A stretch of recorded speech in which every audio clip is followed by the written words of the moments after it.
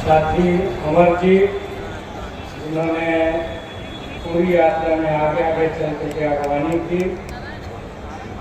Master यात्रा की, वरिष्ठ नेता साथी केडी जी, मीना जी, मंच पर मौजूद भाकपा माले के राष्ट्रीय महासचिव, जिन्होंने सबसे ज़्यादा 260 किलोमीटर की यात्रा की, उसकी अगुवाई की पंकज पंकज जी, पार्टी के वरिष्ठतम नेता पंडित सुरेश भट्टाचार्य, यहाँ पर मौजूद पंडित रामजी राय, शशि यादव, पार्टी के स्टेट सेक्रेटरी, जिनके नेतृत्व में पूरी यात्रा की रणनीति बनी, सारी यात्राएं चली, पंडित कुणाल जी, सत्यदेव जी, विधायक दल के उपनेता नेता महबूब आलम जी, गोपाल रविदास जी, हमारे सभी विधायक साथी जो यहाँ पर मंच पर मौजूद हैं, अरुण जी, अजीत जी, महानंद जी और अन्य सभी साथी, स्टेट कमेटी के, सेंट्रल कमेटी के तमाम मेंबर, कांग्रेस, कई महिला साथियों ने इस यात्रा की अगुवाई की और मंजू प्रकाश, कांग्रेस, रीता बरनवाल और भी कई साथियों ने, और आप सब ने जो यहाँ मौजूद है।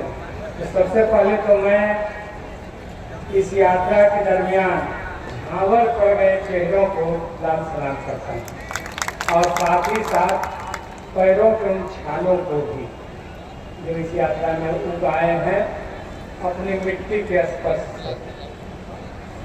मैं संजय मांझी के उस कटे हुए हाथ को और उसके साथ जुड़ गए लाखों हाथों को लाल सलाम करना चाहता हूँ। ये न्याय के लिए यात्रा बहुत जबरदस्त चली। नीतीश जी ने न्याय के साथ विकास का नारा देकर के कुर्सी संभाला। वो जानते थे कि भाजपा के साथ हम जा रहे हैं, भाजपा मुट्ठी भर लोगों की पार्टी है, अमीरों की, शरीफ यादव, इसलिए बिहार की जनता नहीं चुनेगी। तो उन्होंने न्याय के साथ विकास का नारा दिया और अति पिछड़ा, महादलित, पसमानदा, ये सारी लकीरें खींची विश्वास दिलाने के लिए। जब इंडिया गठबंधन के साथ हुआ आए थे तो उन्होंने एक जाति जनगणना करवाई और उसमें सामाजिक आर्थिक सर्वेक्षण हुआ। उसमें ये बात निकल के आई कि 100 में 34 परिवार ऐसे हैं जिनकी आमदनी 6,000 से भी कम है और 100 में 63 परिवार ऐसे हैं, 63%, जिनकी आमदनी 10,000 से भी कम है। तो सवाल उठ गया कि नीतीश बाबू, आपके न्याय के साथ विकास के नारे का क्या हुआ? अब तो आप 20वां वर्ष मुख्यमंत्री रहते हुए बिताए, तो क्या हुआ इस न्याय के साथ विकास के नारे का? आप गरीबों का फोटो दिखा करके, बिहार गरीब राज्य है, बाढ़ और सुखाड़ से तबाह रहता है, विशेष पैकेज चाहिए, विशेष राज्य का दर्जा चाहिए, भाजपा ने आज तक नहीं दिया। जब मन में आता है तो नारे को उठा देते हैं, जब मन में आता है तो भूल जाते हैं। लेकिन सवाल यह है कि गरीबों का फोटो दिखा करके जो भी पैसा मिलता है, गरीब के घर में कितना पहुंचा? तो ये तो गरीबों के साथ धोखा, अन्याय, ये धोखेबाजी, और भाकपा माले इस धोखेबाजी को नहीं चलने देते।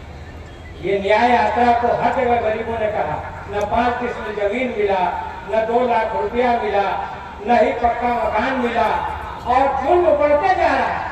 कहीं मजदूरों के हाथ काटे जा रहे हैं, मजदूरी मांगने के लिए कहीं हत्या कर दी जा रही है, महिलाओं के साथ बदमाशियां जारी हैं। अभी गिरिराज सिंह एक हिंदू स्वाभिमान यात्रा पर निकले।